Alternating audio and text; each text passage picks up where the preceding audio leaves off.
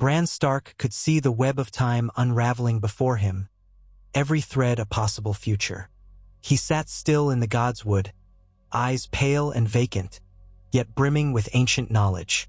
No longer was he just a boy tethered to a mortal shell.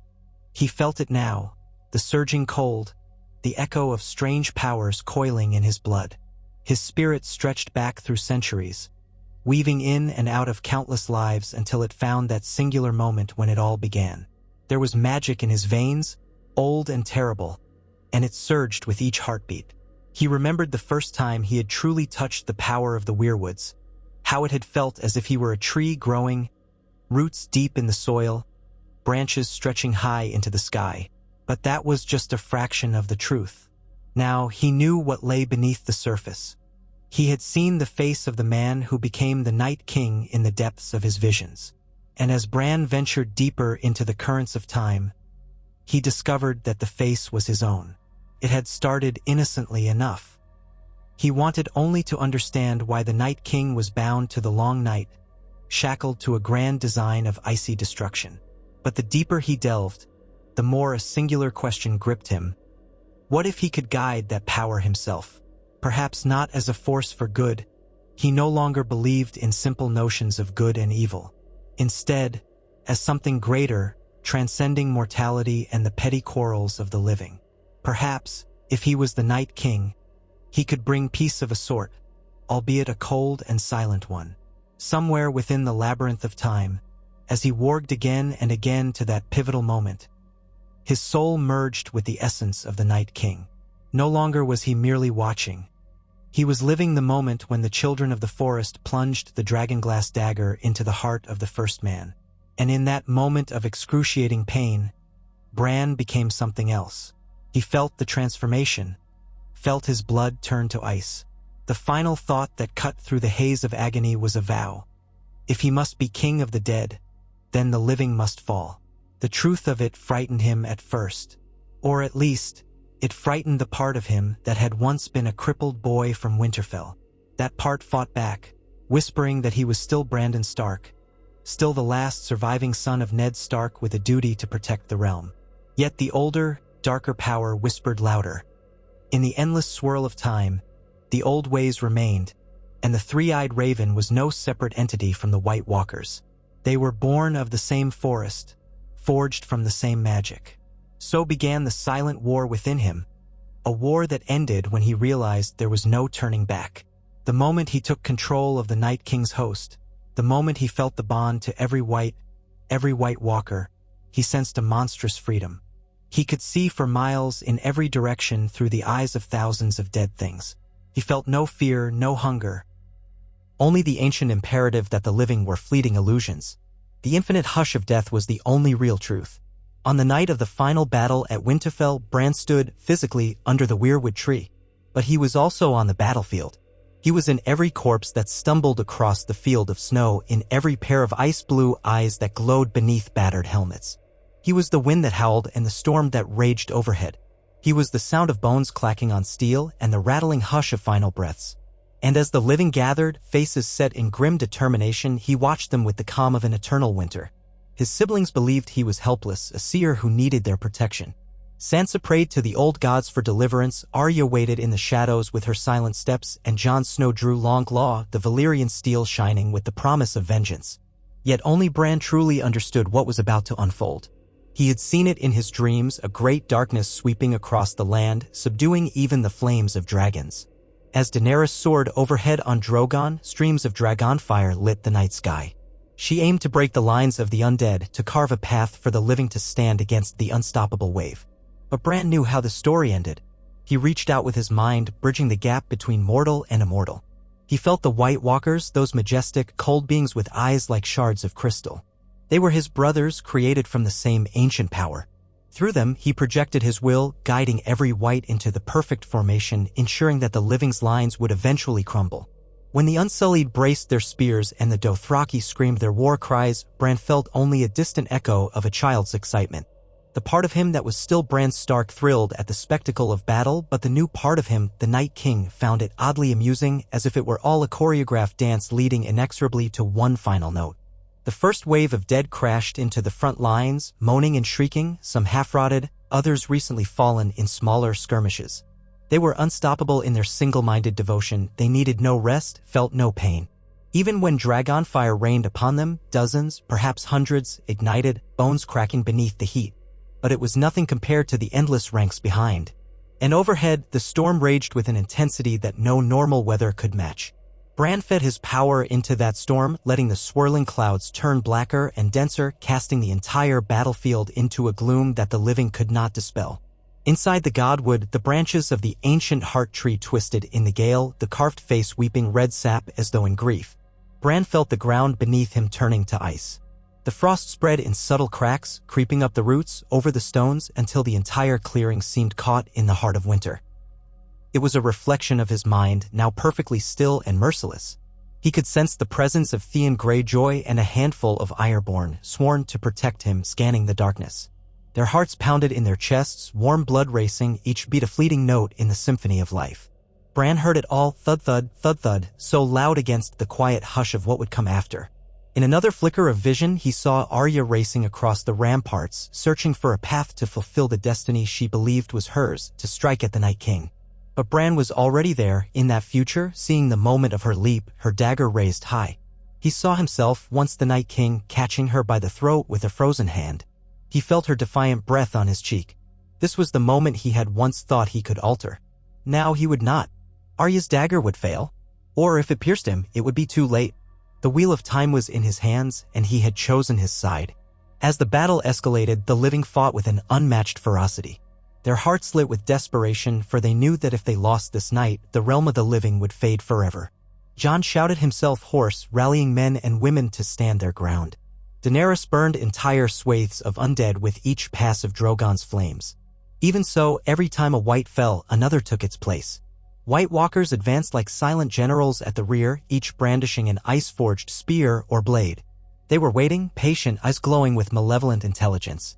And in all of them, Bran was present. He could feel the tension in the living's lines. Swords began to grow heavy, arms numb from the cold. Men and women, once fierce, started to break under the relentless onslaught. The proud ramparts of Winterfell groaned under the weight of thousands of corpses piling up. When the dead began to breach the castle walls, screams of terror resonated. The living retreated to the courtyard, desperate for a last stand. Bran watched from the godwood, detached yet intimately connected to every death. It was only when Jon Snow saw the White Walkers fully enter the yard that he realized the battle was slipping out of their control. He called for a retreat to the Great Hall, hoping to bottleneck the dead in narrower corridors. But the dead did not relent, and soon hallways were choked with rotting bodies. Echoing screams mingled with the wail of the wind. In those corridors, tiny pockets of survivors fought for their lives, each confrontation a matter of seconds before the cold overtook them. Meanwhile, Bran stayed in his seat beneath the weirwood, eyes gone milky white as his mind soared. He was fully merged with that ancient power, forging the final destiny of the realm. He felt a sense of purpose, a deep calm, as if fulfilling a role preordained by the gods. For years, Westeros had drowned in chaos. The War of the Five Kings, the endless betrayals, and countless innocent lives lost to petty squabbles. Now, in the hush of the grave, there would be no more war, no more suffering. In death, all would be equal. When at last Jon Snow stumbled into the godswood, streaked with blood and eyes filled with heartbreak, Bran regarded him almost fondly. Theon and the Ironborn lay scattered, lifeless forms on the frosted ground, blank eyes gazing at the swirling storm above. Jon staggered forward, sword trailing in the snow, his breath ragged. He seemed ready to speak, but whatever words he might have said were lost in a gust of wind that carried 1,000 whispers of the dead. In those whispers, Bran heard the final note of the living struggle. It was a lament, not a roar of defiance. Jon raised Longclaw, the Valyrian steel shimmering even in the gloom. But in his heart, he knew that the boy he had once called his brother was gone. The being before him was both Bran Stark and the Night King, a cold visage that bore a hint of ancient sorrow. The corners of Bran's lips twitched, an almost mournful smile, as if acknowledging the closeness they had once shared. Then, before Jon could strike, a White Walker emerged from behind him, driving an ice spear through his back. Jon gasped, his sword falling from lifeless fingers, eyes flicking to Bran in disbelief.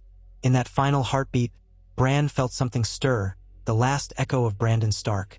An ember of regret, a memory of family warmth, of the father who taught him honor, the mother who hugged him tight, the brothers and sisters he once laughed with. But the ember flickered out. He extended a hand, and Jon Snow fell to his knees. The wind carried away his final breath. The hush came then, a pall over the Godswood, over Winterfell, and soon over all the north. The living were driven to extinction in a single night of merciless cold. And in the dawn that never seemed to truly break, Bran Stark, the Night King, stood at the heart of the Great Keep, surveying a realm that no longer whispered in fear but lay silent in the embrace of death. He felt neither pride nor triumph, only a quiet, inevitable satisfaction, as though this was how it was always meant to be. The dead marched onward, unstoppable, bound by Bran's will. Across the narrow sea, rumors whispered of an unstoppable army of ice. Highgarden, the Eyrie, Storm's End, all would fall in time. Cersei Lannister would cling to the Iron Throne, unable to believe that any power could supersede her schemes, until the dead poured into King's Landing, a silent legion of doom. No alliance, no magic, not even Dragonfire could stem the tide. The long night enveloped every kingdom, subduing every banner beneath the hoarfrost. And Bran was at the center of it all, as silent as the grave, as inevitable as winter itself. Yet in the depths of his mind, where time was malleable, he wandered the paths of history, seeing the ages past and ages yet to come. He saw that in every turning of the wheel, the living rose, built and destroyed, repeating the same mistakes, cycling through the same tragedies. Now, at last, there would be no more cycles. The domain of the dead was absolute, and peace of a sort reigned. He felt an odd serenity in it, as though every soul were now at rest, part of something greater. Night after night, the icy wind howled across the 7 kingdoms, swirling snow piling against toppled walls, drifting through abandoned corridors. In that endless winter, ghosts of the living roamed, memory made tangible by sorrow. And among them, Bran drifted too, a king in a realm of silence, searching the weirwood dreams, feeling the infinite threads of time. He was no longer tethered by mortal worry or human longing. The loneliness was profound, but it was a loneliness he had chosen. For a while, it was enough to exist in that quiet. But as centuries stretched out in his perceptions, he began to sense something else, a faint stirring, a new presence in the tapestry. Far to the south, in the hidden corners of Essos, fires still flickered. There were pockets of warmth, enclaves of life that the dead had not yet reached. A small band of survivors who had sailed far beyond the known world, carrying with them the last of the old songs, the final flickers of the living flame. They were but an ember against the cosmic cold, yet even an ember can spark a wildfire if given the chance. The knowledge of these survivors did not trouble Bran as it once might have. There was no anger, no urgency to snuff out that life. Time was his ally. Sooner or later, the cold would find them too. They could hide behind new walls, cling to old gods or new, but the tireless legions of the dead needed no rest. They would march across the seas, given enough years, decades, perhaps centuries. Or they would wait for the living to return, to explore, to settle again, only to be met by the endless winter. All roads eventually led to darkness when the Night King ruled. Bran watched, impassive, as his army expanded its territory. The White Walkers, regal in their silent leadership, ensured that no mortal settlement went unnoticed for long. Step by step, they froze the world. And in this quiet dominion, the old heart trees stood as living witnesses to the fate of humanity. Their carved faces seemed to sigh, tears of red sap trailing down ancient bark. The dead did not harm the weirwoods, they left them standing like silent sentinels over a realm caught in eternal frost. And through them, Bran continued to see all, feel all. His was a vantage beyond mortal comprehension. He existed in the branches of history, the roots of prophecy. In the heart of this new era where the soft hush of drifting snow was the only lullaby, cities and keeps stood empty. Once glorious halls became crypts of ice. The seats of power from which lords and ladies once ruled gathered only icicles and memories of a time when ambition burned bright. The Iron Throne itself was lost in the freeze, covered by snow and frost until it was nothing more than a cold relic in a frozen hall. It had once been the symbol of ultimate power, now it was just a reminder of the living's hubris. From his seat in Winterfell's Godwood, Bran remained. Though the living needed walls and warmth to survive, he was beyond such needs. The cold nurtured him, the winter fed his power. Sometimes he would shift his consciousness into ravens, black shapes cutting through the pale skies, circling over the ruined battlements. He would see the White Walkers marshalling thousands of whites, always moving south, further south, until the entire continent would be theirs. Yet that final whisper of resistance in the far corners of Essos lingered, a delicate flame dancing in the darkness of time. One night, or what passed as night in a world cloaked in eternal winter, he felt a pull within the Weirwood network. Something or someone was reaching out. He traced that pull through the old magic, his awareness gliding across the frozen seas until it found a single child, perhaps no older than 8 or 9. She stood in a hidden grove of ash trees on a distant island few had ever charted. She was dark-haired, with eyes flecked by gold, and she prayed to gods that had no faces. In her small hands, she clutched a blade carved from dragoglass, and her tears fell upon the earth as she whispered a name. He listened. She did not speak his name or that of the old gods. She spoke the name of the first man who had become the Night King. She was calling to him not in supplication, but in question, in sorrow. She wanted to know why. Why had the realm been given to the dead? Why had families been torn apart, hope extinguished? Why was there no spring? The sincerity in her voice, carried through the old magic, stirred something deep within Bran, something that had once been the boy who dreamed of being a knight, who loved to climb the walls of Winterfell. That memory was locked away, but the child's pure grief served as a key, even if only for a moment. A flicker of warmth coursed through him, alien in his icy existence. He observed her from afar, her face lit by a meager fire, the shadows dancing around her. She was alone, an orphan of the apocalypse, though he sensed others nearby, survivors who had taught her how to pray. They believed in some prophecy that a champion would rise to banish the darkness. Yet they did not know that darkness was no demon but a boy king who had chosen death as the final mercy. As Bran considered her, something akin to regret coiled around his icy heart. For what did it mean that a single tear escaped his ancient visage, freezing midway down his cheek? He tried to push it away, to submerge that fleeting pang in the endless ocean of the dead. After all, emotion was a vestige of life, and life was ephemeral. He was beyond that. But the child's voice persisted, forming a quiet litany in his mind. In some corner of his being, Bran recognized her questions as those he once asked when he had first discovered his power. Why must there be pain and loss? Could the living not find unity without devastation? He never found satisfactory answers, or perhaps the answers had been drowned out by the inevitability of the Great War. And so he had let it all burn cold. Still, the child's voice was a gentle chord against the pervasive silence. Over weeks that turned to months, he watched her in his visions, saw her scrape by on the meager resources her little band could gather from the land. She learned to fish and to build small shelters. She even learned to defend herself with that dragoglass blade, practicing thrusts and parries as if training for a great confrontation she might never see. The others in her group held her in awe, especially as she gazed into the flames and spoke of dreams where she saw a boy in a wheelchair staring at her through the heart trees. In one of these visions, she spoke out loud, as though sensing his presence. "I don't hate you," she said, tears glistening on her cheeks. "I just want to understand. If you can see me, please, tell me why." Bran found no words to offer. He was not in the habit of speaking to the living. But the memory of something once called compassion flickered in him. He realized he did not have an answer, or rather, the answer lay in the inevitability of the cosmic design, one that was neither good nor evil. Yet the child would never understand that. And so the quiet reign of the dead continued. The White Walkers reached the shores of that distant island, centuries after it had been abandoned by any hope of rescue. They came under the cover of an even darker night, the ocean itself frozen for leagues. The Whites marched across what had once been open water, a ghostly procession in the moonlight. The child and her group heard them before they saw them, the thunder of footfalls on the ice, the chittering of skeletal jaws, the mournful call of the wind. Many in her group believed it was the end, and they knelt in the snow, preparing for death. But the Alt stood, her eyes fierce, her dragonglass blade trembling in her small hand. Bran's awareness was among the White Walkers, swirling in the shadows of their near-translucent forms. He could feel her heartbeat from across the icy plain. Thud-thud, thud-thud. He sensed her unwavering resolve, a spark in the darkness, as though she believed that by standing tall, by refusing to kneel, she could somehow thaw the endless winter. He admired that in a faint, distant way, this last glimmer of mortal courage. He watched as the dead advanced, unstoppable as the tide. The child braced herself. Her lips moved in silent prayer.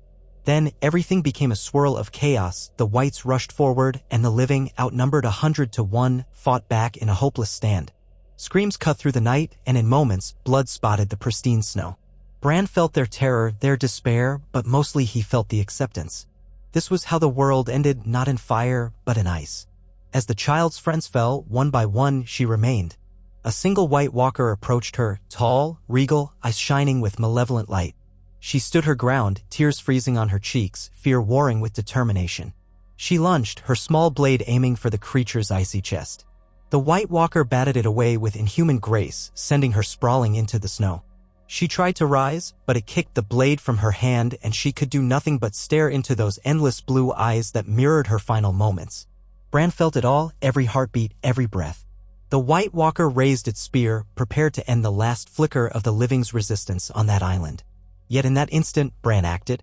A faint memory of something older than duty, older than fate, mercy, perhaps stayed his hand. Through the White Walker's eyes, he saw the child's face, wide and tearful, but unyielding. He sensed that same question resonating in her soul. Why? And for the briefest moment, the White Walker stopped. The child blinked, confusion mixing with terror, as though an unseen presence stayed the blow. The spear hovered inches above her. But then, the unstoppable tide of the dead overcame the hesitation. Another White, mindless and driven, lunged for the child, sinking rotted fingers into her flesh. She screamed, and that scream pierced Bran's ancient calm. In a flash of fury, he used the White Walker as his vessel, cutting down the White that had dared to act without his direction. The White Walker's blade sliced through dead flesh, sending the creature to the ground. The child, trembling, scuttled backward, fear and confusion etched on her face. The White Walker, still under Bran's influence, looked at her for a moment longer, and in that gaze was something almost like sorrow. She did not understand, but he wished she could. Yet the moment passed and the others closed in. The child's scream was lost in the howling wind, drowned by the restless dead. In seconds, all fell silent and the weight of finality settled over the snowy plain. Bran felt the child's heartbeat fade into the great quiet, joining countless others in the vast tapestry of death. The faint flicker of warmth that had stirred in his ancient heart guttered out, replaced by an even deeper stillness. The last question was answered in the only way it could be. Why had the dead taken the world? Because in a universe guided by unrelenting cycles, the dead were simply the final refrain. Bran withdrew his consciousness to the godwood at Winterfell. The centuries that followed were but a blur of ice. Seasons no longer mattered, nor did the passage of time. The living ceased to be anything more than a faint rumor. Under Bran's eternal watch, the night carried on. The White Walkers patrolled the husks of former civilizations, guardians of a peace that was as cold as the grave. And in that absolute dominion, Bran Stark sat, a lonely god in a silent realm. No hearts beat to disturb the hush, no warm breath fogged the air. If he wept, none would see it. If he laughed, none would hear it. The only sound was the wind through dead trees and the faint crackle of ice as it claimed every last corner of Westeros. He had chosen this path for reasons he could no longer articulate. Perhaps for peace, perhaps to stop the endless cycle of human folly. In the end, it was all the same, an endless winter, an unbroken stillness, a dreamless sleep for a world once brimming with stories, love, and strife. Thus did Bran Stark, the Night King, reign in quiet perpetuity, having forsaken the warm illusions of life for the serene truth of the dead. Time lost all meaning, swallowed by snow and shadows. And in the cold, silent domain that stretched beneath a sky forever heavy with clouds, even the gods seemed content to let him sit there, alone, on a throne of ice. In the quiet epoch that followed the fall of the last strongholds of life, the world seemed irrevocably still. Snowdrifts reached up to the parapets of forsaken castles, and the frozen seas formed bridges between once distant continents. Tall spires that once touched the clouds now collapsed beneath the weight of ceaseless ice. Though time persisted, it lost all sense of urgency. Centuries, millennia, these words no longer carried meaning in a realm with neither births nor funerals. Bran Stark, forever seated beneath the ancient weirwood in Winterfell's godwood, felt no cold. His essence suffused the land itself, spread through every rotting sinew of the dead, every frostbitten wind, every memory etched into the heart tree's face. In the hush, he saw all that was and all that could ever be. Yet those possibilities had diminished to a single chord of eternal winter. Where once he roamed the tapestry of time, seeing countless threads of potential futures, now each thread converged into a single, endless present. Ice, silence, and the soft moan of winds scouring empty plains. Deep in the labyrinth of his memories, a boy still lived, the child who once climbed the walls of Winterfell, who once believed in heroes. But that child was so distant now that Bran could only recall him as though reading an ancient tale etched on a crumbling scroll. Sometimes, within the swirl of centuries, that child's voice would whisper, questioning whether this was truly the final destiny. Was there not a prophecy of spring returning, of life reasserting itself? The older, colder part of Bran had no answer except the unyielding truth of the present. This was the world as it stood, a single possibility chosen over all others. Yet it was not quite correct to say that no life remained.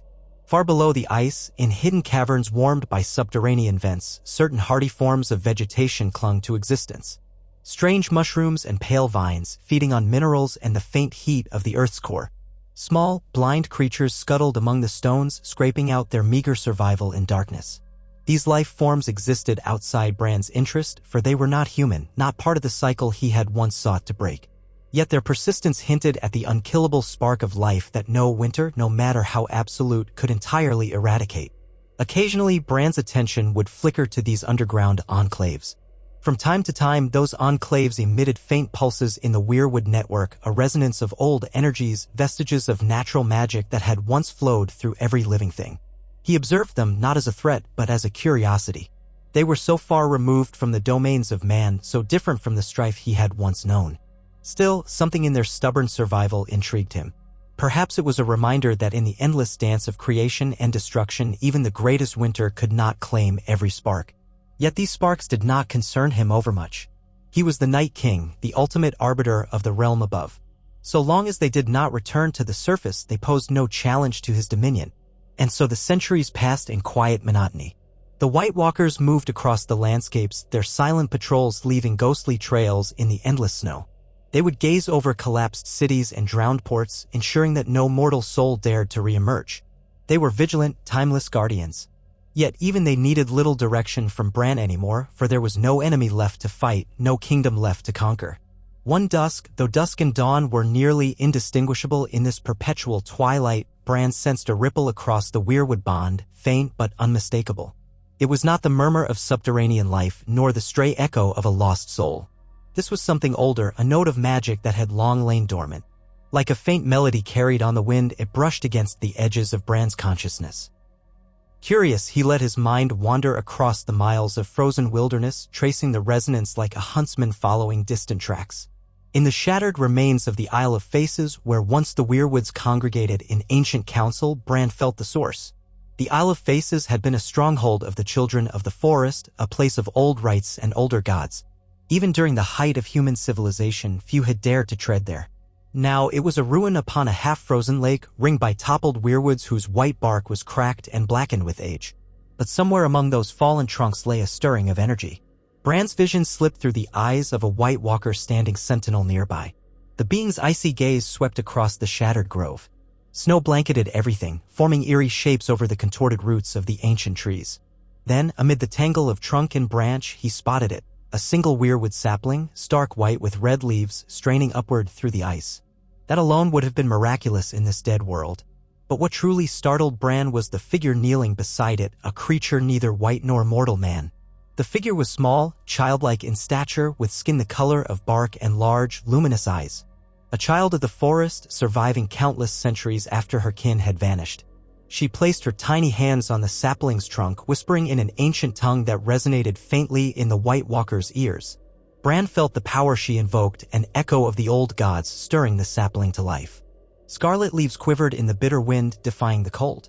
This was more than mere survival, it was an act of creation, a seed of renewal. For the first time in centuries, Bran felt something akin to surprise. The children of the forest had all but vanished millennia ago, or so he believed. Yet here was one, stubbornly coaxing a fledgling weirwood into existence. In that moment, a conflicted awareness tugged at him. On one hand, he admired this tenacity to remake a piece of the world. On the other, it threatened the iron grip of winter. If a living weirwood could grow, what else could stir? He guided the White Walker forward, the crunch of snow underfoot echoing in the cold hush. The child of the forest looked up, eyes wide, yet she did not flee. Perhaps she sensed the ancient presence behind those ice-blue eyes. The White Walker halted but a few paces away. Slowly, carefully, the small creature rose to her feet, her hand still on the sapling as if drawing courage from its fragile trunk. She spoke in soft, musical tones. Bran, through the White Walker's ears, struggled to interpret the language, for it was older even than the common tongue. Yet within the weirwood bond, he caught a murmur of her meaning. She said, "You were one of us once, born of root and ice. but you have forgotten. Bran, through his vessel, felt a pang. He recalled that moment in time when the children had created the first White Walker, pressing a dragonglass blade into a mortal's heart. He had become the being in a weave of temporal magic. He was all of it, the living boy, the ancient creature, the magic that bound them. Yet to hear this child speak of forgotten kinship unsettled him in a way he had thought impossible. He directed the White Walker to step closer, but she did not shrink back. Instead, she pressed her small hand against its chest, a bold act that would have spelled certain doom for any human. Yet the White Walker did not strike. A swirl of frosty air coiled around them, carrying the faint sound of ancient whispers.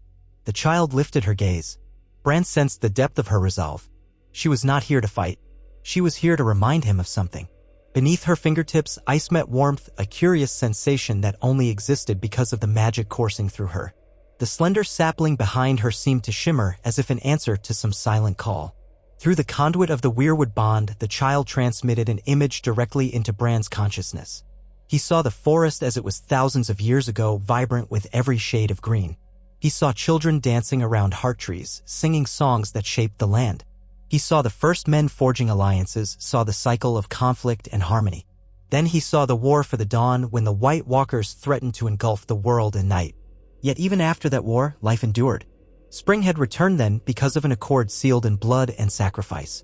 In the swirl of these images, Bran felt the child's question echo through him, could not spring return again?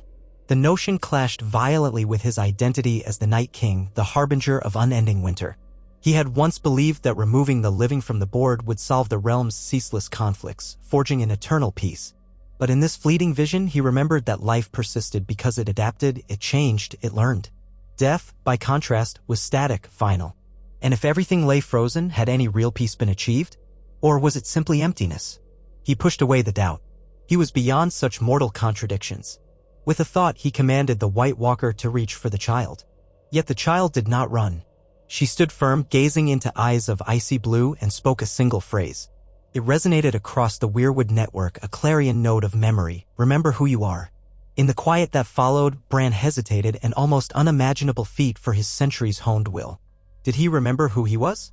Bran Stark, the boy who fell from a tower and dreamed of crows? The three-eyed raven, steward of ancient knowledge? The Night King, shepherd of the dead? In truth, he was all of them and none. The child of the forest was offering a choice he had long since believed impossible, that he might step back from oblivion. A swirl of wind lifted snow around them. The White Walker's hand hovered in the air, inches from the child's face. Then, with glacial slowness, it lowered its arm. The ice in its eyes flickered, and for a heartbeat, Bran felt the warring halves of his nature clash. The endless winter demanded that he quash the seed of life. The lingering echo of compassion, the residue of mortal memory, whispered that he stay his hand. In that silent standoff, the child smiled sadly, as though she already knew the outcome. Perhaps she had seen it in the currents of the old magic. With a gentle pat on the sapling's trunk, she turned and vanished among the toppled weirwoods, leaving no footprints behind. In the weeks that followed, Bran found himself returning to that place through the vision of White Walkers or ravens. The sapling, though fragile, continued to grow, its red leaves forming a bright contrast against the endless expanse of white. No new figures appeared in the grove, no sudden resurgence of the children of the forest. Yet the memory of that encounter lingered. He felt it like a subtle wave that rippled across his dominion, challenging the absoluteness of his reign. The White Walkers, in their silent vigilance, appeared restless, as though sensing a flaw in their immaculate order. They brought no new victims, there were none left, but they circled the Isle of Faces more frequently, as if awaiting instruction to rid the land of this anomaly. Bran withheld that command. Each day he drifted past that budding tree in his mind, feeling a strange sense of awe. Was it defiance that allowed it to flourish, or was it simply nature's unstoppable drive to continue? As time wore on, the sapling grew taller, its trunk thickening despite the hostile environment. Its leaves whispered in the wind, creating a sound that was both eerie and comforting, a lullaby in a land that knew only silence. Through it, Bran began to sense distant echoes of life magic, subtle and delicate, woven into the old songs of the earth. He realized that if he chose to nurture it, he could potentially reignite a sliver of vitality across the frozen realm. But would that not contradict everything he had done, everything he had become? One twilight, Bran extended his hand over the frozen ground of the God's Wood at Winterfell. The frost crackled. Slowly, deliberately, he reached for the power of the weirwoods, calling upon the ancient spells that lay dormant in his own being. To his own astonishment, he felt the stirring of something akin to warmth. In a realm where all warmth was extinguished, this was a miracle akin to a star flickering back to life in a black sky. Small shoots of pale green crept through the cracks in the snow, timid but resilient. He watched them with a detached fascination, uncertain if he was orchestrating this growth or merely allowing it. For the first time in an age, the White Walkers turned their gaze upon Winterfell's godwood, where their king sat. They did not speak, but their collective hush was filled with a question. Bran felt it, understood it, but did not respond. He was as much in the dark about his intentions as they were. A part of him, still the Night King, knew that this path led to disruption, to a breaking of the perfect stillness. Another part, still Bran Stark, felt the pull of life, the pang of memory, the inexplicable yearning for growth and renewal. The small shoots in the godwood did not last long under the relentless cold. Within days, they withered, their tender leaves turning black and brittle. Yet their attempt had been made, and that attempt had left a subtle trace in the weirwood network, like an echo that refused to fade. Far to the south, on the Isle of Faces, the young sapling continued to thrive, fed by the hidden magic of the ancient grove and perhaps by the lingering hope of a child of the forest.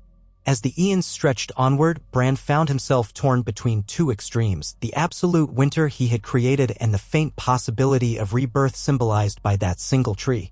Often he would direct a White Walker to stand beneath its branches, observing the graceful sway of red leaves that refused to yield to the ice. Sometimes he sensed the presence of the child hidden among the shadows of the grove, singing her soft incantations. Always she vanished before the White Walker could approach. Gradually, as the sapling grew into a young tree, something extraordinary began to happen. Its roots, weaving through the frozen earth, found pockets of old magic, vestiges of the ancient spells that once bound the land. Like a slow, steady heartbeat, this magic pulsed upward, feeding the trunk and spreading into its branches. The tree was no longer just a weirwood, it was a conduit for the dream of life in a realm conquered by death. Bran, sensing this surge, wrestled with a tumult of emotions long thought extinguished. The unstoppable tide of the dead was his creation. The quiet hush of a world without fear or suffering had been his gift or his curse. But now, in the rustling of a single tree's leaves, he heard a promise or a threat that life could flourish again. If he truly wished, he could direct his power to bolster that spark, to let it grow. But what would become of the dead then? What would become of him? One day, he guided a flock of ravens to the Isle of Faces. Through their many eyes, he watched the tree's canopy sway in the wind. It was no longer a sapling, but a sturdy adolescent, its bark glowing faintly with arcane energy. A small circle of mushrooms and strange grasses had sprouted around it. The child of the forest appeared once more, her slender fingers stroking the trunk with reverence. Then she turned her gaze skyward, and the ravens cawed in unison as Bran felt her stare pierce his consciousness. She did not speak, but in her eyes he read the same question. Remember who you are. He recalled that question from the night of Winterfell's fall, when Jon Snow's eyes had locked with his just before the final blow. Jon had wanted to know if Bran was still somewhere inside the icy shell. The same question had echoed in Arya's silent determination, in Sansa's fearful prayers. He had answered them with death, certain in his purpose. Now, centuries later, the question returned, haunting him in the voice of a being older than men. Could he be more than just the Night King? The wind swept across the Isle of Faces, rustling the weirwood leaves in a sudden flurry of crimson motion. Bran felt a warmth flood through the ravens, forcing him to withdraw abruptly. For a moment, he was back in his mortal body, seated under the heart tree at Winterfell. His breath was ragged, as though he'd been running. Frost clung to his eyelashes. A crackling tension filled the air, as if the old gods themselves were waiting for his decision. Before he could gather his thoughts, a commotion drew his attention. A company of White Walkers had gathered at the edges of the Godswood, their presence an unspoken summons. They glided through the snow, their eyes fixed on him. No words were exchanged, for they did not need words. They shared a common mind through the ancient bond. The message was clear. This growth of life, this stirring of magic, threatened the silence they had forged. Did their king wish to crush it? Bran stood, a fluid motion that belied the centuries he had sat motionless. Frost cracked around his feet. He regarded the White Walkers, and they gazed back, waiting. He felt the weight of the entire realm in that moment. If he commanded it, the the White Walkers would converge on the Isle of Faces, uproot the weirwood tree, and end the last flicker of life. The eternal winter would remain unchallenged. The alternative was unthinkable, allowing the seed of renewal to spread. A slow thaw might begin. Perhaps other enclaves of hidden magic would awaken. Life would find a foothold in the quiet, reclaiming corners of the realm. In the hush of that standoff, Bran remembered the child's words. "You have forgotten who you are." The memory of old voices slipped back into his mind. Mira Reed's kindness, Hodder's simple loyalty, his father's unwavering sense of honor. He felt ghosts of old warmth flicker in his chest. He closed his eyes, letting the swirl of conflicting thoughts settle. Then, with a slow exhale, he looked upon his silent guards and gave his command. They departed at once, gliding across the endless snow in perfect formation. Bran followed them in spirit, his awareness soaring from one White Walker's gaze to another. They moved with purpose, a phalanx of living ice crossing the moors and mountains, heading for the Isle of Faces. The snow-laden sky obscured the sun, if it could even be called sun in this endless twilight. When they reached the lake, its surface frozen solid, they marched across it in a line, weapons in hand. At the island's edge, the weirwood glowed like a beacon. The child of the forest emerged from behind its trunk, eyes resolute. She said nothing as she watched the White Walkers surround the tree. An unbearable tension gripped the land. Ravens circled overhead, cawing in despair. The White Walkers raised their weapons, forming a ring of glimmering ice. For a moment, time itself seemed to hesitate, unsure whether to continue. Through the bond, Bran felt the question ripple, "End it now?" He hesitated, balancing on the blade's edge between two destinies. Then, with a calmness born of centuries, he made his choice. The White Walkers lowered their arms. A hush followed, deeper than any winter night. In that silence, the child let out a trembling breath as though she had been holding it for 1,000 years. She bowed her head, touching her forehead to the tree's bark. The White Walkers stood like statues, an honor guard rather than an execution squad. In Winterfell's Godwood, Bran lowered his gaze. A tear, frozen the instant it formed, traced a pale line down his cheek. The unthinkable had happened. The Night King had chosen not to destroy a threat to his rule. He had chosen to allow a seed of life to remain. In that single act, the destiny of the realm shifted. Days turned to months, months to years, and the weirwood continued to grow. The child nurtured it with spells and silent prayers. Slowly, almost imperceptibly, the perpetual gloom seemed to brighten. The endless clouds began to thin, allowing pale sunlight to touch the snow. The dead did not retreat, nor did they crumble. They continued to patrol, to exist, but their presence felt less absolute. It was as though the land was waking from a deep slumber, uncertain whether to open its eyes fully. Still, the process was agonizingly slow. The dead vastly outnumbered any living thing that dared to reemerge. Many sprouts died within days, overrun by relentless cold. Yet each time something new appeared, Bran hesitated, and so did the White Walkers, allowing that fragile life a chance. As these pockets grew, so did the power of the weirwoods, forging new links in the old magic that once connected every corner of the land. It was as if the realm had awakened from a nightmare, gingerly testing whether it could dream again. One day, or perhaps one year, a faint sound reverberated through the Godswood at Winterfell, the soft cooing of a bird. Bran opened his eyes to see a small dove perched on the heart tree's branches. It was thin, bedraggled, its plumage an ashen gray, but unmistakably alive. The sight struck him more powerfully than any battle he had witnessed. The dove's beady eyes surveyed him with a wariness born of survival. For a moment, boy and bird locked gazes, two living souls in a realm where life had been nearly extinct. The dove fluttered away, disappearing into the crumbling battlements. Bran stood, his breath catching in wonder and something like fear. He was no longer entirely bound to the role of the Night King. A choice lay before him, to continue letting life return or to clamp down and preserve the silent dominion of the dead. Memory of the child's whisper ran through his mind, "Remember who you are." But who was he now? As if in answer, a fresh wind swept through the Godwood, carrying the distant smell of something other than snow, a faint hint of wet earth, of thawing soil.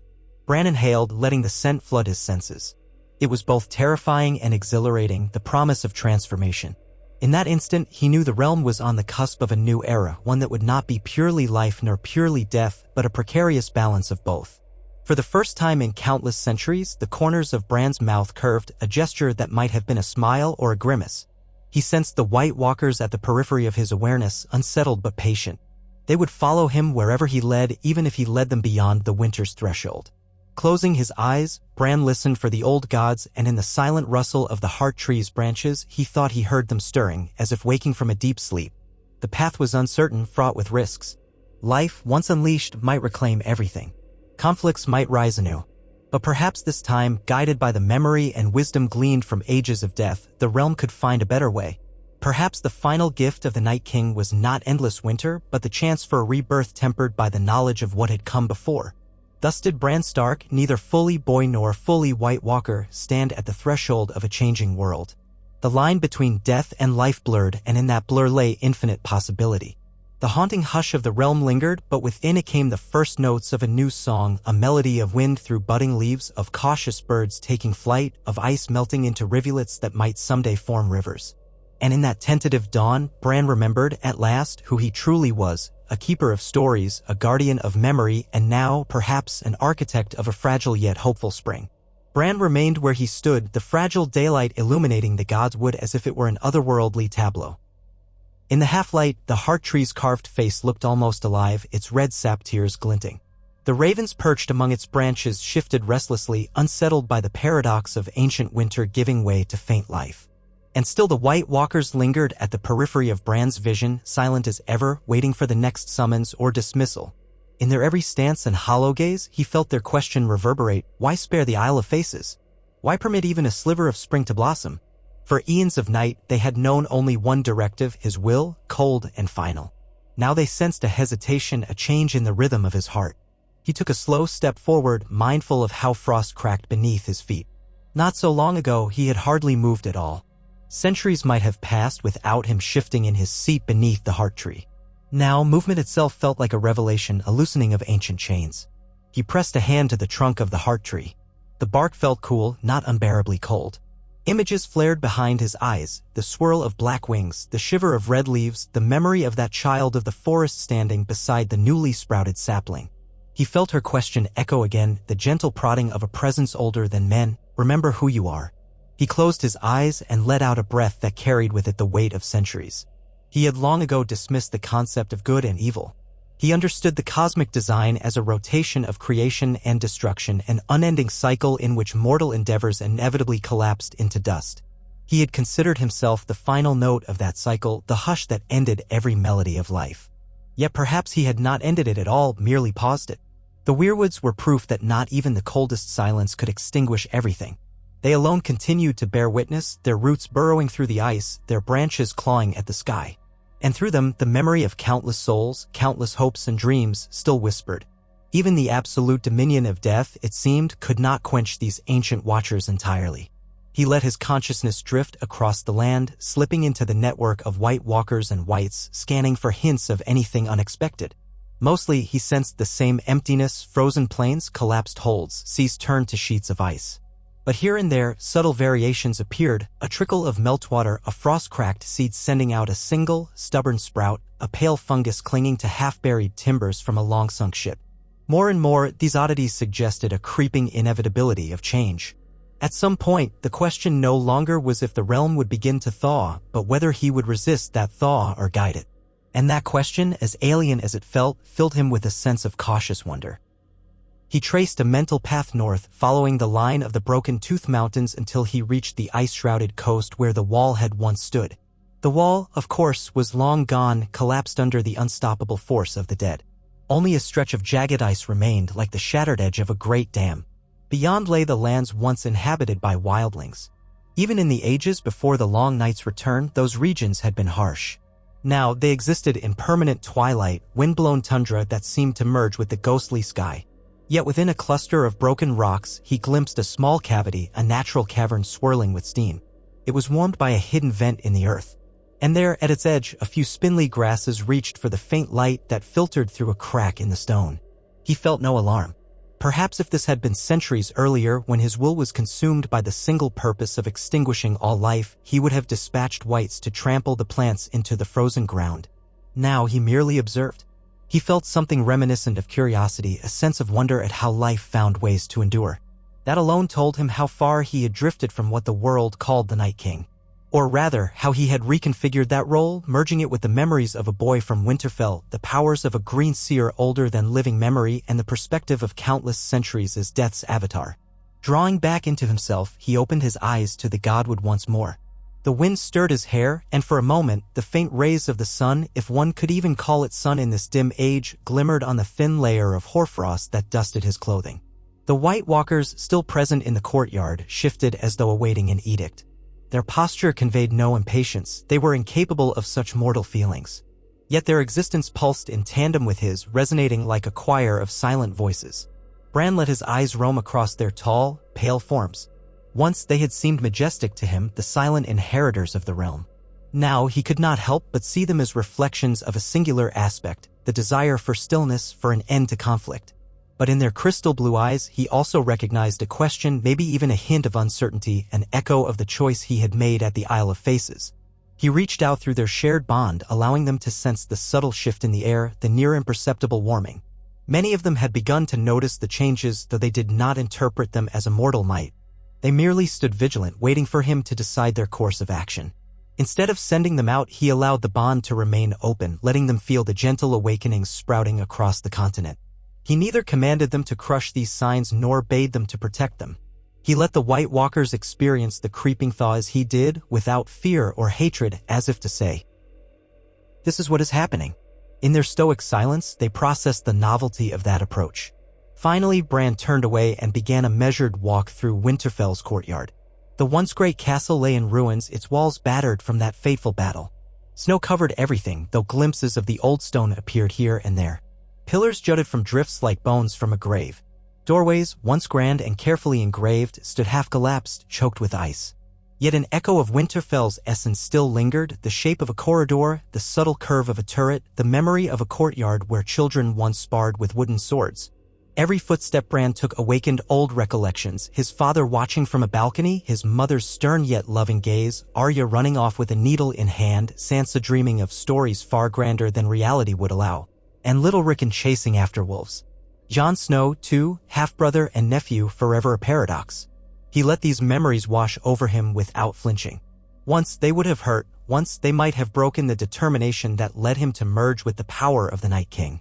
But now they felt like a lens through which he understood his own existence. Winterfell had been the start of his life, the seat of House Stark, and ironically it had become the seat of the dead's new kingdom. If a thaw was coming, it made sense it would start here as well, where the last echo of Brandon Stark endured. His path led him to the broken Great Hall, where the roof had caved in, letting in perpetual sleet and snow. Massive rafters lay strewn across the floor, and where the high table had once stood, only splintered wood and ice remained. The banners, once depicting dire wolves on a field of gray, had rotted away. He could not recall the exact moment the hall had collapsed. The weight of memory blurred all events of that nightmarish battle into one. Yet something about this space still felt sacred, as though the heart of the castle pulsed here. Perhaps it was just his imagination, or maybe old wards lingered. Winterfell had always been a fortress built not just of stone but of quiet magic that thrummed through the crypts and the warm springs beneath. He moved carefully, each step resonating. Where the dais had been, he crouched and touched the icy remains. Fragments of carved wood were preserved under layers of frost, the only remnants of feasts and gatherings once held. He felt the hush that dwelled there, the hush of a place that had seen the living at their highest joys and greatest sorrows and now lay silent under snow. A soft flutter of wings broke the quiet. A raven landed on a splintered beam above, tilting its head inquisitively at him. Through its eyes, he saw himself, a pale figure draped in thick furs, eyes milky with ancient power, neither wholly dead nor truly alive. It cawed once, a sound that seemed almost admonishing, as if to say, "What now?" It was a fair question. He rose, letting shards of ice fall from his fingers, and gazed at the space where the high table had stood. He remembered feasts. He remembered it was also the place where visitors were greeted, kings and lords, travelers, knights. If life were to ever re-emerge, a place like this might again see gatherings. But how could that happen when the dead roamed and commanded every inch of the realm? He allowed his mind to drift to Essos, across the frozen sea that had once been the Narrow Sea. The unstoppable army of whites had, over time, spread beyond the known kingdoms, guided by his broader awareness. The free cities, decimated by internal strife and illusions of grandeur, had fallen just as swiftly as Westeros. Sellswords and merchant princes alike had succumbed to the undead tide. So had the Dothraki Sea, replaced by fields of ice that the horses could not outrun. But in certain corners, massive subterranean cisterns beneath ancient Valyrian ruins or secluded enclaves near the Jade Sea, he sensed pockets of warmth. Survivors. He had allowed them to linger like a starless night that doesn't quite kill every ember. And over untold years, these survivors had adapted. They could not mount open warfare against the dead, but they persisted, building small hidden communities. Their hearts still beat. Their fires still flickered. Once he had thought to snuff them out. Now he found himself curious about them. What if, he thought, they returned? What if the tides reversed and these survivors, no longer haunted by war but still taught by it, tried to set foot on the continent that had given birth to the long night? Would they find a land still sealed in winter, or a realm in the midst of uncertain spring? Would they see a figure enthroned at Winterfell, poised between the dead and the living, uncertain which side he truly belonged to? The raven cawed again, and Bran felt its question echo in his mind. If you call them, will they come? He had the power to send visions, to whisper across the old magic in dreams. He had done it before, back when he was still a boy exploring the extent of his greenseer gifts. Then it had be. And fleeting illusions to guide allies north to bring them to the three-eyed raven's cave. Now, with his enhanced abilities, he could send out a more potent summons. But that would be an active choice, inviting life back into a realm he had nearly obliterated. He turned his gaze from the collapsed hall and made his way to the courtyard again. The White Walkers parted for him in utter silence, their forms shimmering with frost. For a moment, he considered speaking, but the Night King's voice was rarely used. Words were too limited for his mode of communication. Instead, he gazed upon them, letting them feel the shape of his intent through the bond. He needed to understand something. So he gave them a silent directive: seek the deepest corners of the land. Report what stirs. Immediately, they dispersed, gliding out of the castle with lethal grace. Some would move south, following the King's Road that was now a line of broken cobblestones under ice. Others would venture west, crossing the frozen plains that led to the Sunset Sea. More would journey north, returning to the place once beyond the wall. Within days or weeks, or however one measured time in this perpetual gloom, they would locate every sign of life, every pocket of green, every breath of warmth. And through their shared consciousness, Bran would know. Alone now in the courtyard, Bran listened to the wind whistle through the arrow slits in the broken walls. He sensed the presence of wights, countless wights, drifting aimlessly. In the early centuries, they had been a terrifying legion, unstoppable foot soldiers bound to him by magic older than the Undals. Now they served as a silent infrastructure, a tapestry of the dead that connected every part of the realm. He could look through their eyes at any moment, see any patch of land. Occasionally, they even maintained the roads by trampling snow into a compacted sheet, making travel easier for the White Walkers' patrols. Yet in a land with no living, such roads felt purposeless. And ironically, the only ones who might benefit from those roads now were the very survivors he had once sought to extinguish. The day, if one called it that, faded into a twilight that was almost indistinguishable from night. Bran sensed a shift in the temperature, a subtle drop that reminded him how tenuous any notion of thaw remained. Even if the sky cleared, the strength of the sun in these latitudes was far weaker than it had been in ages past. Massive volcanic eruptions or the magical cataclysm of the long night might have irreversibly altered the climate. Still, the mere possibility of meltwater had awakened something in him, and maybe in the realm itself. He made his way back to the Godwood. It was still the heart of his power, the place where the weirwood rose above the fountain of memory that he tapped into with every breath. Roots wound deep underground, bridging gaps between stone and frost. The faces carved into the bark were as old as House Stark, older even, and they seemed to watch him with myriad expressions: sadness, accusation, acceptance. He sat again at the base of the trunk, letting the fibrous bark cradle him. He closed his eyes and reached out with his mind, searching for that child of the forest who had awakened the Isle of Faces. He roamed across white plains and black seas until he found the isle, its ring of ancient trees standing like mournful giants. Amid them, the younger weirwood thrived, branches spreading, leaves deepening in color. He felt no presence at first until a flutter of movement caught his attention at the base of the tree. She knelt there, tiny and slight, pressing her ear to the trunk. The moment he focused on her, she looked up as if sensing his approach. She did not speak. Instead, she placed a gentle hand on the bark, and Bran felt the silent invitation, "Come and see." He sent his awareness spiraling down through roots and into the labyrinth of the earth. It was like diving into a black ocean filled with living memories. He sensed tunnels riddled with shimmering veins of dragoglass, pockets of elemental warmth that had once been used by the children in their forging of wards against men. He sensed a swirl of green magic older than men or giants, a primal force that shaped the very bones of Westeros. The child guided him deeper to a place beneath the lakebed where an immense tangle of roots from multiple weirwoods converged like a living tapestry. Bound in those roots was a sense of continuity, of life yearning to reshape the land if only it could break through the ice. In that fathomless darkness, he felt echoes of old conflicts, the wars between the first men and the children, the forging of the Night King himself, the first long night. They passed by him like flickers of memory, but instead of dread, he felt a gentle acceptance, as though the land itself acknowledged its history and still dared to hope for renewal. At the center of that root system, he perceived a faint glow, a reservoir of power. It was not the destructive power he had wielded to command the dead, but rather a creative force, akin to the spark that had kindled the realm's earliest spring. The child's presence urged him closer, silently showing him what might be possible if he loosened the grip of ice enough to let this dormant magic flow. Yet fear stirred in him. He knew that if the land bloomed again, the living would return in greater numbers. Inevitably, they would bring chaos, war, jealousy, ambition. Winterfell and King's Landing, the Arbor and Sunspear, they would all once more become seats of rival power. All the old cycles might resume. What had been the point, then, of dethroning the living with such brutal finality if they would only resurrect the same conflicts? His mind rebelled at the thought, clinging to the cold logic that had once made him certain the living needed to be swept away. The child of the forest seemed to sense his hesitation. She offered neither reassurance nor argument, merely showed him what was unfolding beneath the ice. The power thrummed, patient like a seed buried in permafrost, waiting for the faintest chance to send out a tendril of life. He withdrew his consciousness, returning to the Godwood at Winterfell. Opening his eyes, he found his breath emerging in short, visible puffs. He was trembling. Not from cold. Cold was no longer his enemy, but from the awareness that a choice lay before him more monumental than any he had made. The first time he chose death, believing it to be the final mercy for a fractured realm. Now, ironically, he was faced with the possibility of granting life once more. 4 hours, if time had any meaning, he remained seated, mind spinning with possibilities. Eventually, a faint stirring in the bond he shared with the White Walkers alerted him to their return. One by one, they glided into the courtyard. This time, he rose to meet them rather than waiting for them to come to him.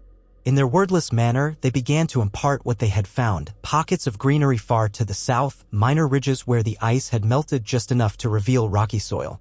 A few had ventured near the coasts and reported the presence of migrating birds, gulls and terns that picked among the drifting ice for fish that still swam in the darkest depths. In the west, near Lannisport's ruins, fragments of farmland had emerged from the snow, though the soil remained mostly barren. And in the far north, near what had once been Har home, new rivulets trickled into the sea. All these signs pointed to the same truth. The realm was thawing, albeit slowly, and not even the coldest winter could remain utterly static forever. In another era, his solution would have been immediate: conjure storms, intensify the chill, break the cycle before it could advance. That was the power he possessed, to bring the night back in full force.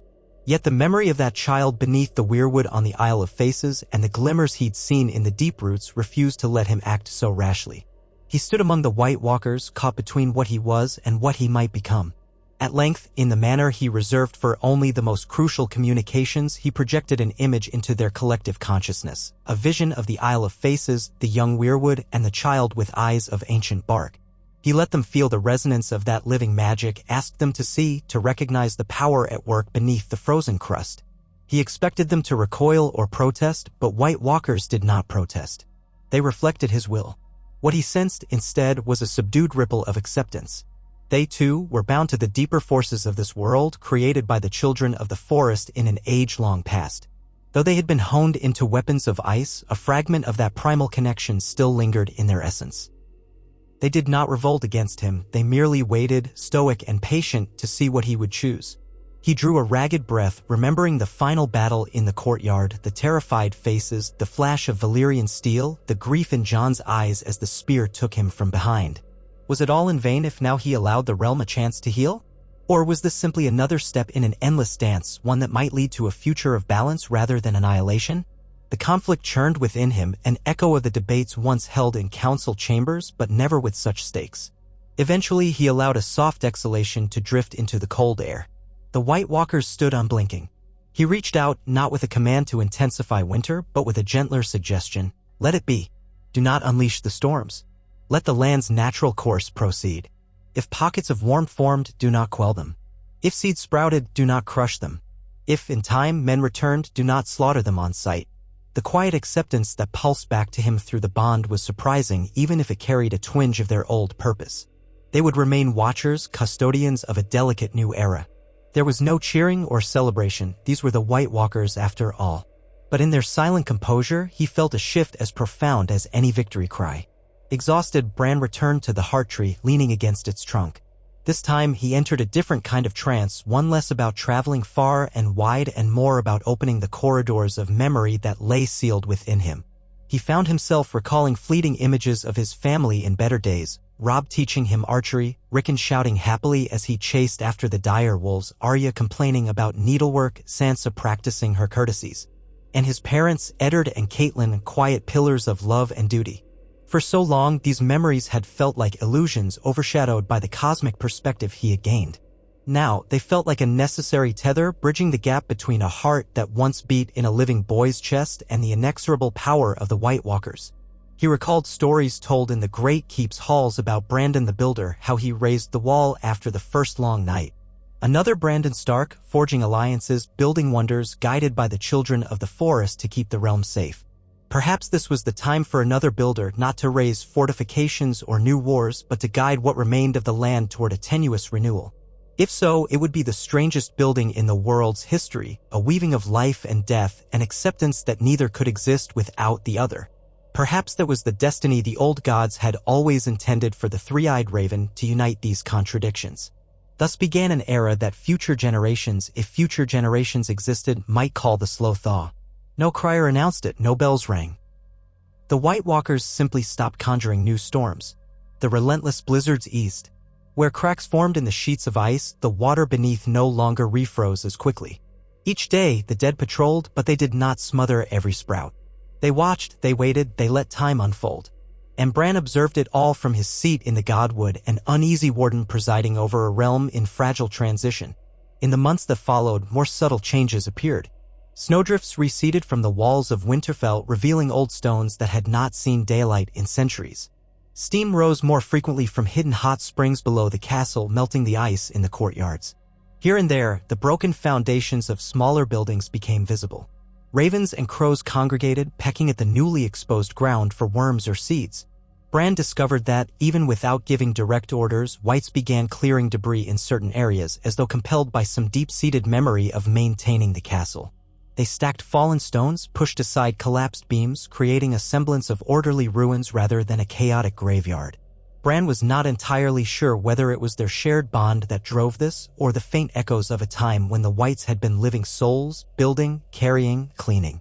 Regardless, he felt no need to stop them. Occasionally, a White Walker would drift through, calm and aloof, overseeing the whites' slow tidying. The White Walker might look at Bran questioningly, and he would give a slight nod. Yes, let them do it. If the realm was to awaken, it could not remain a place of total devastation. Something akin to rebuilding had to happen, even if it was only the clearing of rubble. He found himself walking more often through Winterfell, stepping carefully over ice-shattered tiles. In time, he made his way to what had once been the Maester's Tower. It was mostly collapsed, but enough of the lower floors remained that he could enter. Rusted metal rims of old barrels stood amid broken shelves. Fragments of parchment crumbled at his slightest touch, ancient records far too delicate to endure the centuries of cold. He sifted through them anyway, noticing half-faded words, rosters of armies, lists of supplies, genealogies of families that no longer existed. All dust now. A part of him wondered if new histories might be written someday. If men and women returned, they would undoubtedly want to know how the long night ended. He let the scraps fall from his fingers, drifting to the floor like brittle leaves. When the sky occasionally cleared, a pale sun cast long shadows across the castle. On such days, Bran would stand at the top of a broken tower, gazing out over the countryside. The snows remained thick, but the horizon was no longer an unbroken sheet of white. Here and there, patches of brown or gray emerged, dead grass, rock, or twisted brush. The sight was both hopeful and somber. This was no swift, glorious spring. It was a slow, tentative process, and the land bore deep scars from the cataclysm. To regrow forests, to see farmland yield crops, might take lifetimes. But it was a start, and in that he found a kind of quiet grace. He also began to sense distant stirrings from survivors in Essos.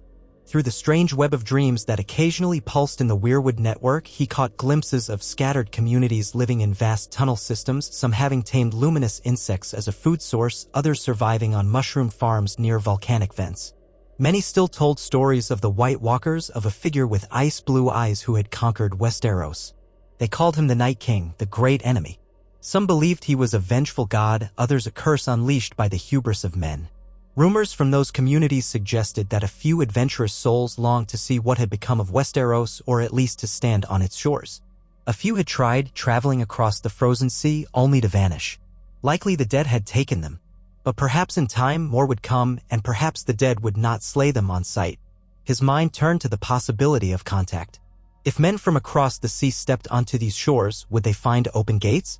Or would they face an army of whites standing in silent ranks? The question mattered deeply, for it symbolized whether the realm was truly opening to life again or clinging to a vestige of endless winter. He envisioned the confrontation, a ragged band of explorers armed with dragoglass or Valyrian steel if they could find it, stepping onto the remains of a beach near what was once Maiden Pool. They would see the ruins of a once thriving port, the houses collapsed under ice, the ships rotted in the harbor. They might see White Walkers stationed along the shore, watchers with pale eyes that glowed.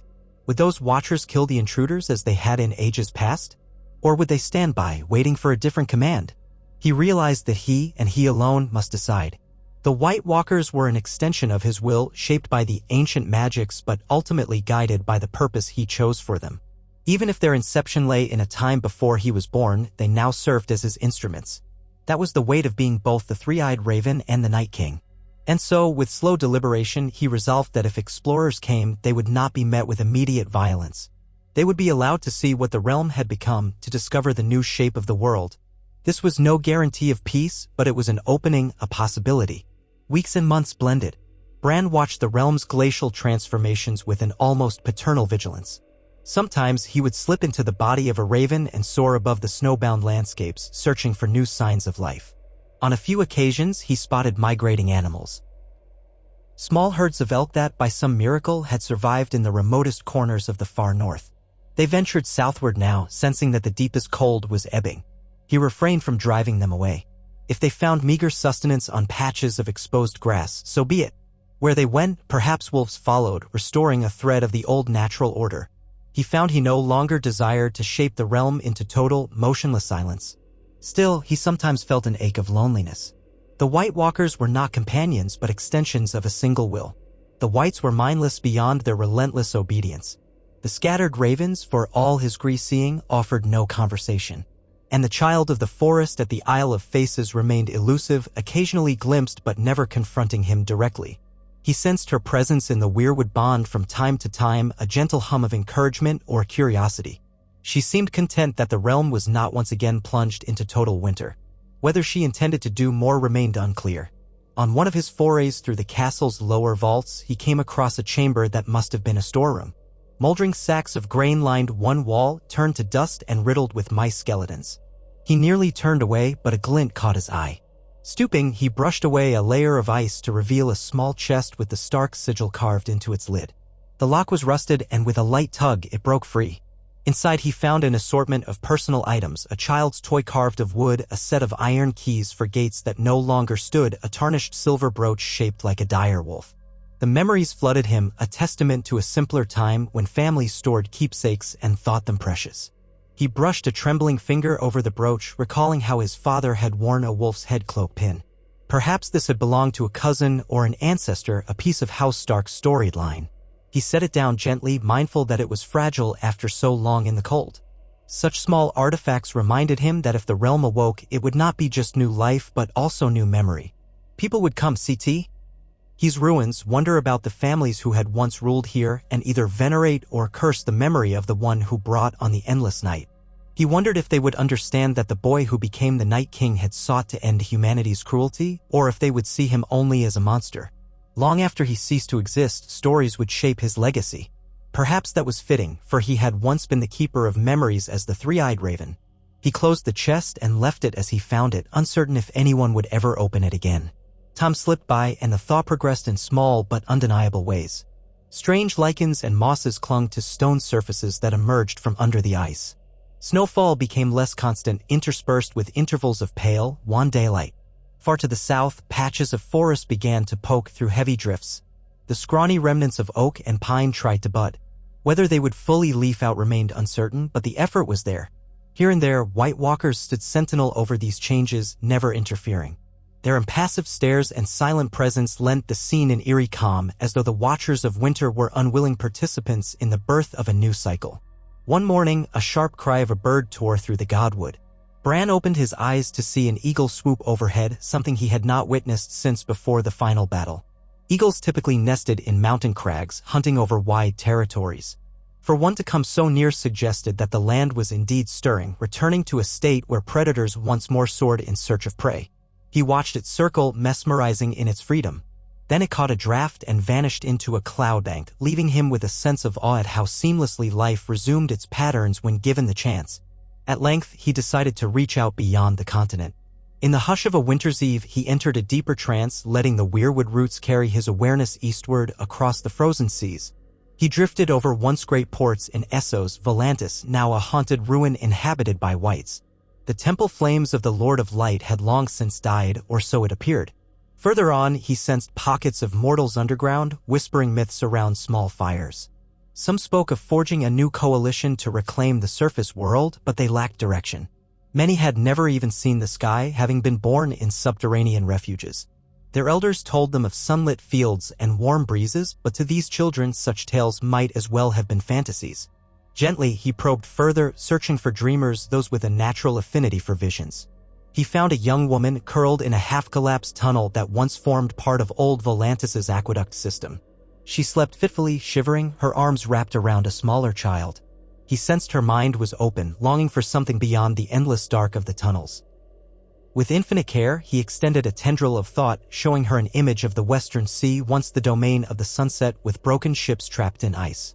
He showed her a pale horizon faintly lit, a battered castle crowned with drifting snow, and then a swirl of ravens taking flight from its ramparts.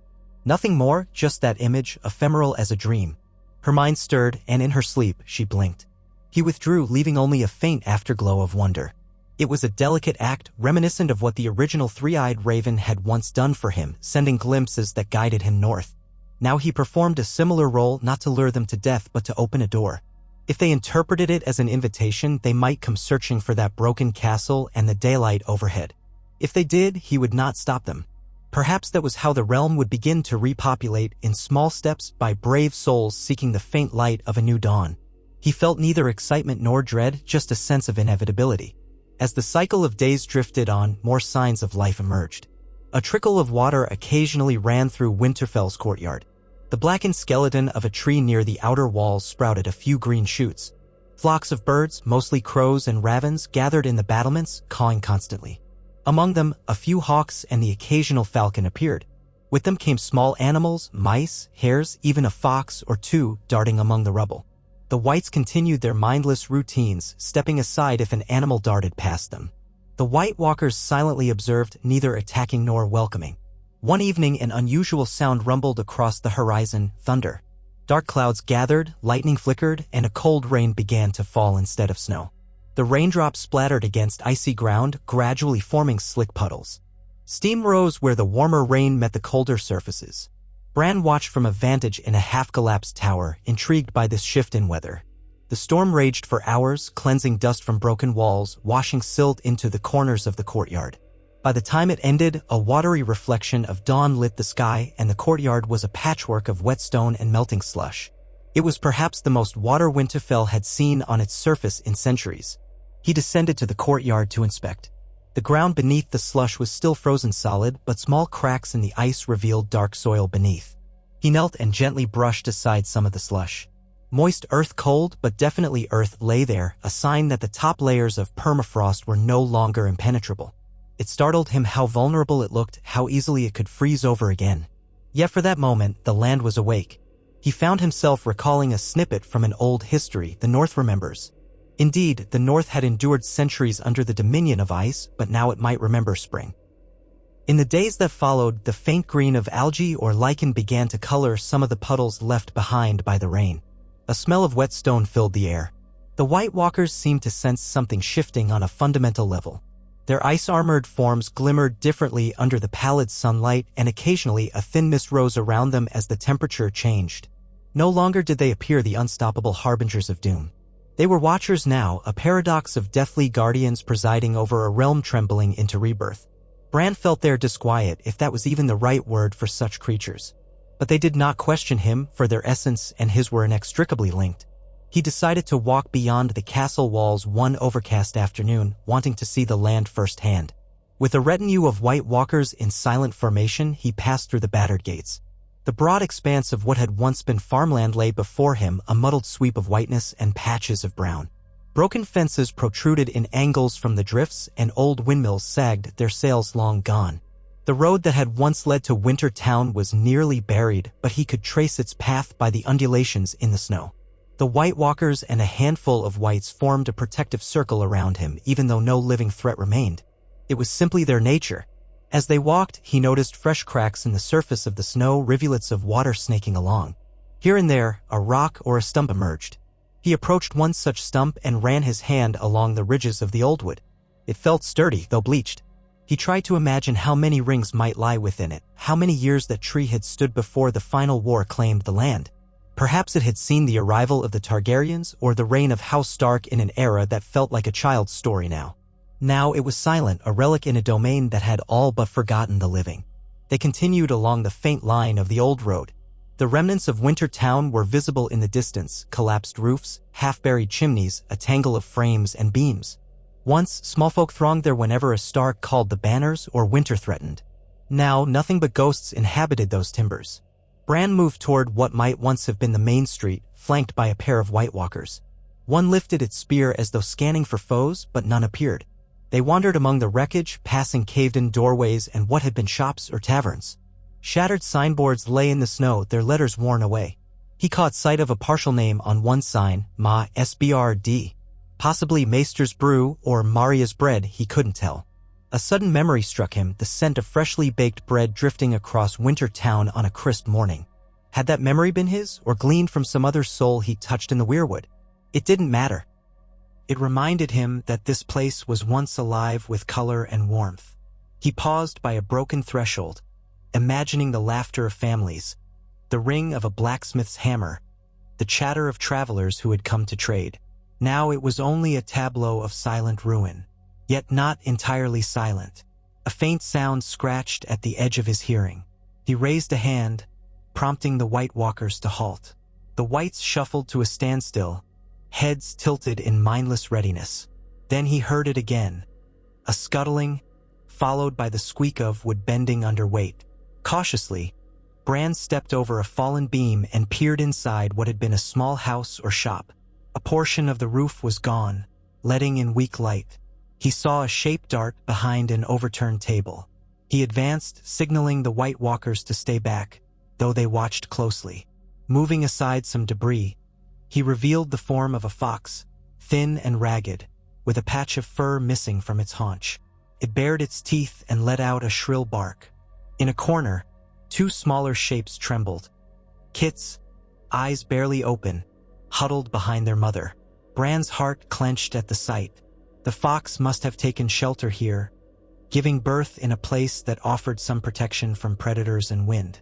In the centuries of unrelenting cold, it was miraculous that such a creature had found enough nourishment to bring offspring into the world. The mother fox growled, protective, but made no move to flee. She likely had nowhere else to go. Bran remained still, letting the fox see he posed no immediate threat. The White Walkers hovered in the doorway, their eyes glowing softly. Even they, typically compelled to snuff out living creatures in the old days, held their ground without aggression, following his unspoken command. After a moment, the mother fox lowered her muzzle slightly, though she kept her kits tucked behind her. It felt like a meeting of two realms, death incarnate confronting fragile life, yet no violence erupted. Bran quietly eased back, letting the fox remain in her chosen den.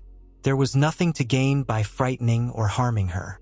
If she survived, she and her kits would be part of the realm's slow revival, a small success in an ocean of devastation. If not, at least she had tried. Stepping out into the ruined street, he felt the White Walker's silent question. Why spare them? He had no direct answer, only the feeling that his time as the Night King had taught him enough about destruction. Life was infinitely fragile, yet it carried the seeds of boundless change. That, perhaps, was reason enough. He and his retinue continued on, winding through the deserted lanes. The day wore on, the sky darkened, and eventually they turned back toward Winterfell. Every so often, he thought of the fox and her kits, a symbol of improbable hope. Not long after returning, he sensed an unusual disturbance along the coast to the east. A White Walker stationed there relayed an impression. Shapes on the ice moving slowly, not the undead, not animals. Living humans traveling from the direction of the sea. Bran focused, slipping into the White Walker's perspective. Through ice-blue eyes, he saw a group of perhaps a dozen figures trudging across the vast frozen expanse. Their movements were cautious, laden with heavy packs. Some wore cloaks stitched with mismatched furs. Others carried spears tipped with dragonglass or crude iron. They advanced in single file, scanning the horizon as if expecting an attack. A few times, one of them stumbled, exhausted, and the others paused to help them rise. Their breath billowed in the air, a visible sign of mortality in a place claimed by the dead. Bran felt a flutter of what might have been excitement or alarm. This was the moment he had silently anticipated. Living people crossing from Essos or some far shore, seeking to explore or perhaps reclaim parts of Westeros. The White Walker standing sentinel gripped its ice spear, poised for a strike. In the old days, it would have attacked without hesitation. But now it sensed Bran's reluctance. Instead, it remained still, invisible behind a ridge of snow. The humans drew closer to the shore, eyes darting warily. One of them pointed toward the remains of a half-submerged ship locked in ice, perhaps using it as a landmark. Another knelt to check something, possibly a fissure in the ice, before beckoning the others onward. They had no idea they were being watched by the very forces that had eradicated human civilization.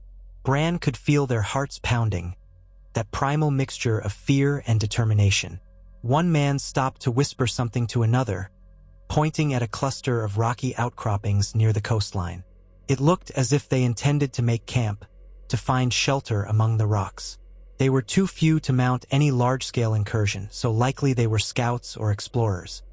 He sensed no illusions of grand conquest among them, just a will to survive, to discover if the land was as utterly lost as the legends claimed. Bran allowed the White Walker to remain hidden, instructing it not to attack. He would watch, see what these explorers did. If they threatened the equilibrium he was trying to shape, he could intervene.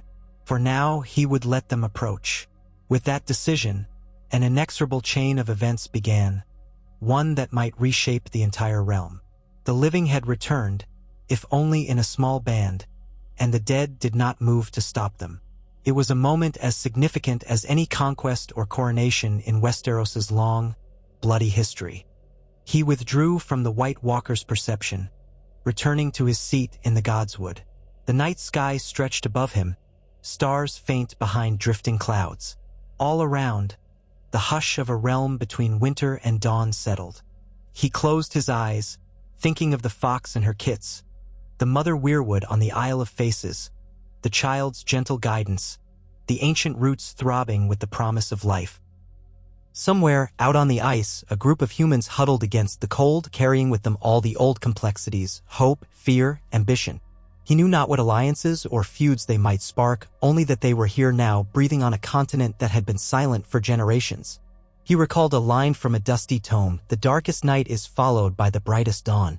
It sounded naive in the context of everything he'd seen, but maybe there was a kernel of truth in it after all. The old world had been consumed by endless night, but a slow, uncertain dawn was gathering. He, Bran Stark, the boy who learned to fly in dreams, and the Night King, the vessel of eternal winter, were both present in the single body. And in that paradox, a new day might be born, not the triumphant, golden sunrise of romantic tales, but a cautious, pale light that asked only for a chance. As he touched the weirwood trunk, he felt the presence of the child of the forest once again. Her unspoken question drifted across his consciousness. Would he guide this dawn, or would he let it falter? He thought back to the uncounted lives lost, the weight of every decision that led to the realm's end. Then he thought of the small possibilities stirring in the ice, tender, vulnerable, and yet surprisingly strong. Finally, he let a silent answer flow back through the bond. He would try. He was not certain of success, nor free of the burdens of the past, but he would try. And so the night wore on, the stars slowly spinning above the battlements of Winterfell. In the morning, he would send white walkers to observe the new arrivals, to learn their intentions and keep them safe from roving whites. Eventually, he might even allow them to approach Winterfell itself if they dared. The future remained a vast, uncharted expanse, but that was as it should be. In the interplay of winter's hold and spring's awakening, the realm might yet find a fragile balance. In that quiet hour, Bran felt the stirrings of something he had nearly forgotten. Hope, not the naive hope of a boy who climbed too high, but a tempered hope forged in ice and bound by memory. Tom stretched before him, a tapestry yet to be woven. He glanced down at his hands, once small and crippled, now steady with ancient power. He thought of how he used to yearn for the South, for the tournaments and the songs of knights. Life had taken him on a path beyond mortal comprehension to become both seer and destroyer. Yet here he was on the threshold of creation once more. The wind shifted, rustling the branches of the heart tree. Far above, a raven perched, watching him with bright, curious eyes. He nodded to the bird as if in acknowledgement. Let the new era come, and let the living step gently onto the land they once abandoned in terror. Let the dead stand as silent watchers, guardians of a fragile peace. He would be there, guiding and remembering, ensuring that never again would the realm descend unchecked into the chaos of war, nor the emptiness of absolute silence. The world would move forward, inch by inch, guided by memories of what had been lost and the caution of what could be gained. And if the realm needed a name for this new shepherd of both life and death, they might still call him the Night King, but also remember he had once been Bran Stark. In that duality lay the best chance for a future that neither repeated old tragedies nor denied the realm its natural cycle. He closed his eyes and breathed in the cold air, welcoming the scent of wet stone and budding moss. A faint ray of dawn glimmered in the east, pale and uncertain but undeniably present. His vow settled in his chest with quiet finality. He would not abandon the living again. Nor would he forsake the dead who had been his faithful subjects. This realm would hold both. And perhaps at long last, the cycle of endless conflict might yield to something more enduring, a peace guarded by winter's memory and nurtured by the promise of spring. And so continued the reign of Bran Stark, the Night King, whose realm was no longer one of utter death, but a patient realm in the throes of resurrection. With each passing day, the land exhaled a little more frost, inhaled a little more light. Far from perfect, far from certain, but alive in the ways that mattered. The watchers of winter stood at every horizon, their blue eyes scanning for threats and wonders alike. In the hearts of those who dared step onto the shores or awakened from subterranean hiding, a new story began to unfold. And at the center of it all, beneath the white and red boughs of the heart tree at Winterfell, sat the quiet architect of this fragile dawn, remembering the past, watching the present, and guiding the future.